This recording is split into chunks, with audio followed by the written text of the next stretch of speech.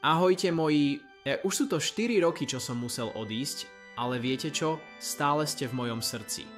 Dnes, 10. januára 2025, by som mal 35 rokov. Je to tak zvláštne, keď si to takto poviem, ale aj keď tu nie som fyzicky, cítim, že stále patrím k vám. Rodina, priatelia, každý jeden z vás, koho som mal rád, nikdy nezabudnem na tie nezabudnutelné chvíle, čo sme spolu prežili. Každý úsmev, každý smiech, každá tichá chvíľa, keď sme si len tak boli navzájom.